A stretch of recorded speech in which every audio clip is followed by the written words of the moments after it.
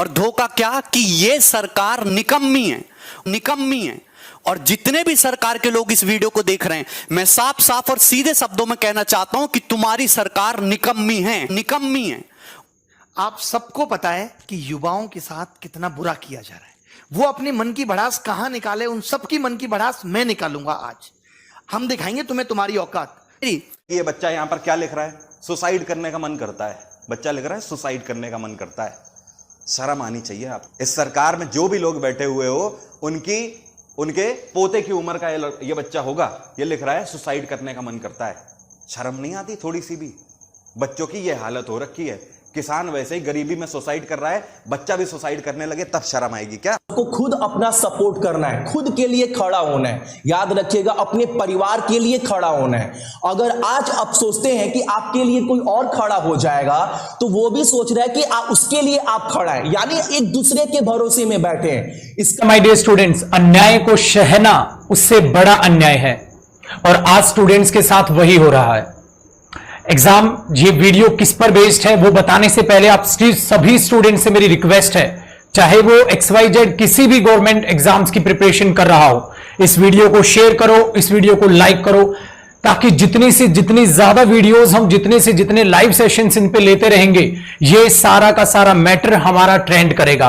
आप हर साल 2 करोड़ नौकरी आएंगी, हर साल 2 करोड़ से ज्यादा नौकरियां गई हैं, आई नहीं है। चाहे वो प्राइवेट प्लस गवर्नमेंट मिला के बात कर रहे हो, डाटा है ये। तुम लोग हम पे निर्भर हो, सरकार हम पे निर्भर है, और हम आत्मनिर्भर बन जाएं। आज दिल्ली हाई कोर्ट ने, आज या 1-2 दिन पहले दिल्ली हाई कोर्ट ने मोदी गवर्नमेंट को फटकार लगाई, और फटकार में क्या सीधे सीधे शब्द बोले उन्होंने कि आपकी जितनी भी पॉलिसी हैं सब एक तरह के ढकोसला हैं, और ये सरकार पाखंड से घिरी हुई है। अगर तुमको चुनाव के लिए फंड इकट्ठा करना था, चंदा मांग लेते, हर आदमी चंदा दे देता। इतना बड़ा धोखा इस गवर्नमेंट ने किया है ना हम लोगों के साथ, और मीडिया इसको दिखाने के लिए तैयार नहीं है। सुबह से शाम तक एक ही न्यूज दिखाते रहेंगे, दो बातें 24 घंटे में सर्कुलेट करके वही बताते रहेंगे। एक इधर से बताएगा, एक ऊपर से बताएगा, एक नीचे से बताएगा। बोलना कुछ है नहीं इन लोगों को, ठीक है। देखो, ये मैं तुम्हें वैकेंसी का ट्रेंड दिखाता हूं हमारी गवर्नमेंट आने के बाद। आपको दिखाई दे रहा है साफ साफ, एसएससी सीजीएल 2012 में 16,000 वैकेंसी। आप देखिए गिरावट किस तरीके से होती है। 13 में 16,114, 2014 में आते ही 15,000, 2015 में 8500, 16 में 10,000, 17 में 8,000, 11,000, और ये 8,000। मतलब वैकेंसी आधी हो गई, और एग्जाम क्लियर करने का समय दुगना हो गया। आईबीपीएस पीओ की वैकेंसी देखो, 2013 से लेकर 2020 तक, अरे 21,000 वैकेंसी से 1200 वैकेंसी तक गिर गए तुम। और लोग कहते हैं वाह मोदी जी वाह। हम नौकरी की बात करते हैं तो कुछ लोग कहते हैं, गवर्नमेंट के सपोर्टर कहते हैं, ये साला नौकरी मांग रहा है, ये एंटी नेशनल है, अर्बन नक्सल, इससे हिंदू खतरे में, इसको जेल में डालो। भैया हम नौकरी मांग रहे, जो भी मुद्दे हैं आप करते रहो साइड बाय साइड, हम एंटी नेशनल नहीं है। राजद्रोह और देशद्रोह में बहुत फर्क होता है मेरे भाई। हमको नौकरी चाहिए। एक जो बेरोजगार युवा होता है उसकी बहुत छोटी सी दुनिया होती है। वो लाख करोड़, 2 लाख करोड़, 3 लाख करोड़ के फंडे में नहीं घुसता। 35,000 40,000 रुपए उसके महीने की तनख्वाह आनी चाहिए, उसके घर में रोटी बननी चाहिए शाम से, है ना, आराम से। उसके पास इतने ही सपने होते हैं। इस सपनों को उससे छीनने की कोशिश मत करो भाई। और गवर्नमेंट ने अभी लॉलीपॉप दे दिया आपको सीईटी का, कितनी भी अच्छी योजना सही, इसका कोई फायदा नहीं है।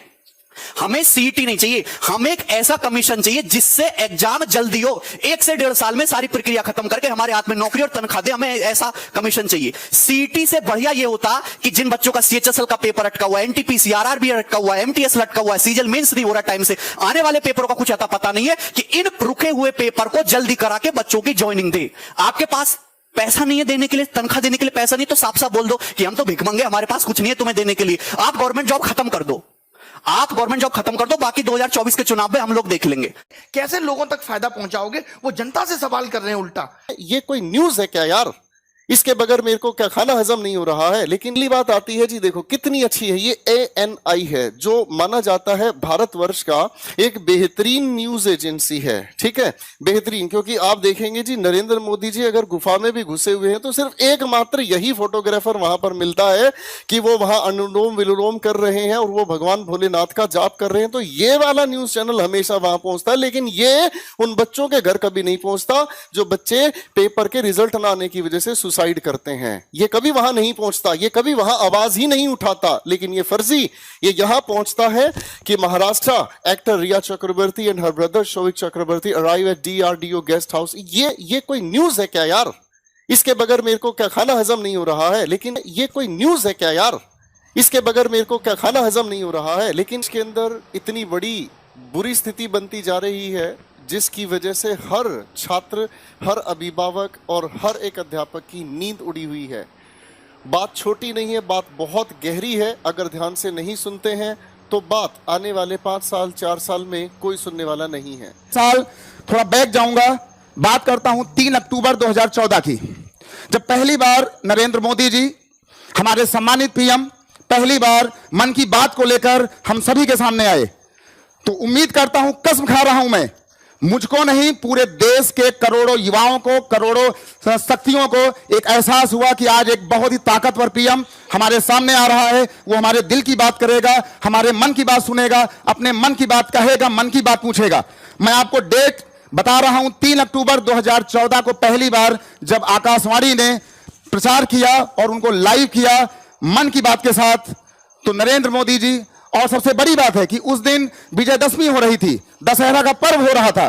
पूरे देश में एक हंगामा सा हो गया कि पहला पीएम आया है जो खुद युवाओं से जुड़ने की बात करता है, मन की बात कहता है। हम भी खुश हुए थे, दिल से खुश हुए थे, और ये कसम खाई थी कि मोदी जैसे व्यक्तित्व को 5 साल नहीं, अगले 50 साल तक अगर देश का पीएम बनाना पड़े तो हम लोग बनाएंगे। कस्में खाई थी, कस्में खिलवाई थी। लेकिन 3 अक्टूबर 2014 का वो प्रधानमंत्री जो इतना ऊर्जावान हुआ करता था, युवाओं के मन की बात करना चाह रहा था, आज मुझे बहुत दुख हुआ।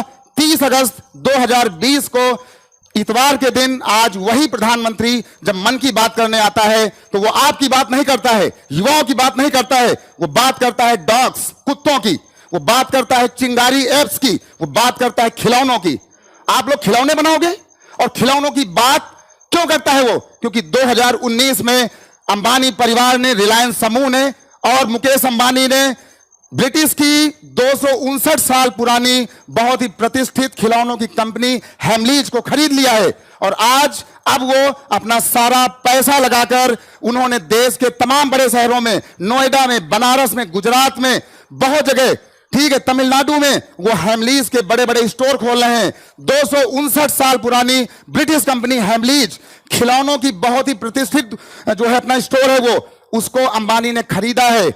उस 2019 के बाद आज वो प्रधानमंत्री उनकी तारीफ करता हुआ देश के युवाओं से यह कहता है कि आप खिलौने बनाना सीखें, आप खिलौनों के प्रति प्यार लाइए। अरे क्या कभी नरेंद्र मोदी जी ने यह बात की कि हम आपके युवाओं की बात करते हैं, युवा मन की बात करते हैं? हमें किसी प्रधानमंत्री से, किसी पार्टी से न नफरत है न प्यार है। जो पार्टी हमारे लिए काम करेगी, युवाओं को रोजगार देगी, हमारी बात करेगी, हम उसकी बात करेंगे। प्रधानमंत्री कोई बने, प्रधानमंत्री आकाश से आए, जमीन से आए, तमिलनाडु से आए, गुजरात से आए, उत्तर प्रदेश से आए, बिहार से आए, लेकिन वो हमारे युवाओं की बात करे। वो प्रधानमंत्री जिससे हम सभी को उम्मीदें हमने लगाया हुआ था, वो कुत्तों की बात करता है, डॉग्स की बात करता है, चिंगारी एप्स की बात कर रहा है। इसके बाद क्या प्रधानमंत्री नरेंद्र मोदी जी ने आज तक कभी, सभी लोग बता दें, मैं किसी का विरोध नहीं कर रहा हूं, क्या प्रधानमंत्री नरेंद्र मोदी जी ने आज तक युवाओं के बारे में कभी मन की बात की? मैं दावे के साथ कहता हूं, 200% दावे के साथ कहता हूं, कभी नहीं किया। क्या प्रधानमंत्री मोदी जी ने कभी युवाओं की बात सुनी? नहीं सुनी। शायद सर वो समझते नहीं युवाओं को और कि उनकी बात उन तक पहुंचे। मुझे तो एक उम्मीद जगी थी कि ये सभी लोग जमीनी लोग हैं, जब सत्ता में आएंगे तो हमारी बात सुनी जाएगी, हमारी बात कही जाएगी। वो प्रधानमंत्री जब आज मोर को दाना चुगाता है तो आप जैसे करोड़ों लाखों युवा उसकी फोटो खींच रहे हैं। याद रखिए, आज आप मोर चुगते हुए दानों की फोटो खींच रहे हैं। अगर आपके हालात यही रहे और आपने अपने क्वेश्चन, अपने प्रश्न अगर आपने सरकार से नहीं पूछे, तो आपकी जिंदगी, आपका परिवार, आपके मां बाप, आपके आने वाले बच्चे खुद मोर बनकर के नाचेंगे और उसको नचाने वाली आज की सरकारें होंगी। सरकार कोई भी हो, मुझे डर नहीं है, मुझे जेल भेजा जाए, मैं आप सब करोड़ों युवाओं के लिए मुझे तिहाड़ जेल में डाला जाए, मैं जेल डालने से नहीं घबराता हूं, अपनी बात खुलकर बोलता हूं। और आज मैंने आपके लिए ये देख लीजिए, आज मैंने कई पन्नों का पूरा शोध करके 4 घंटे मैंने काम किया है, पूरा दिन लगाया है, अपने मन मस्तिष्क को तैयार किया है, क्योंकि आज मैं मन की बात करने आ रहा था आपके लिए, युवाओं के लिए। मैं प्रधानमंत्री जैसा नहीं हूं कि जो सिर्फ अपनी बात करे।